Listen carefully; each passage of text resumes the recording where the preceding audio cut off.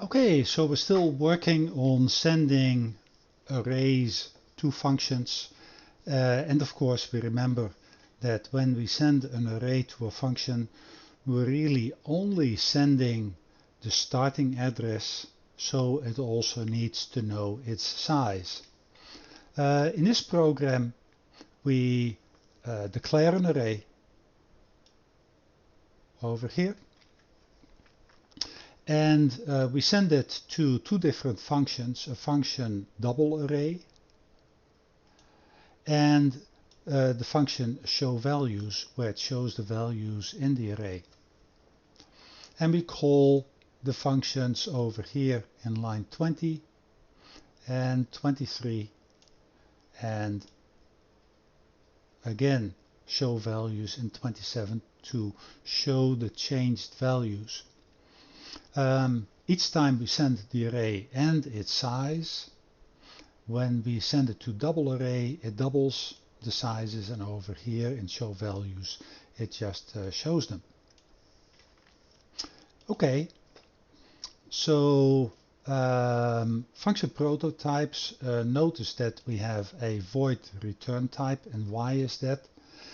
Well, this is probably where it's good to remember that when we send an array to a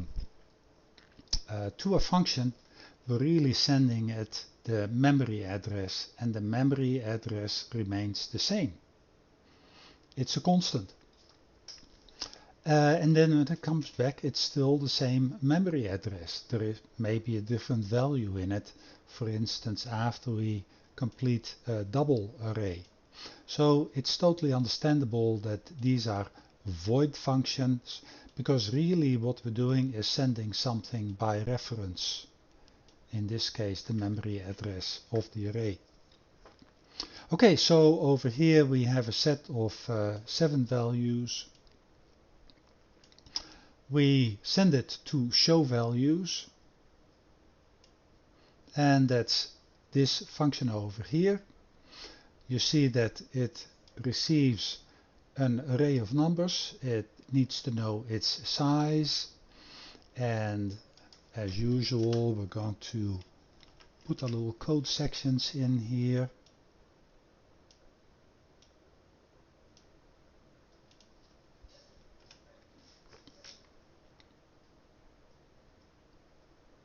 So we're just going to show each particular item in the array, and then we're going to call double array, and again we'll put in the little curly brackets here, and each time that we get a new element, we're just going to double the value, as you see over here.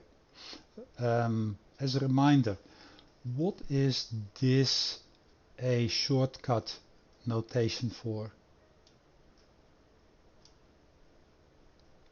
And of course it's a shortcut notation for nums index equals nums index times 2. So we don't have to do this all the time, so we just have little star and then the equal sign. And then after we've sent it to double array, then we're just going to show it again.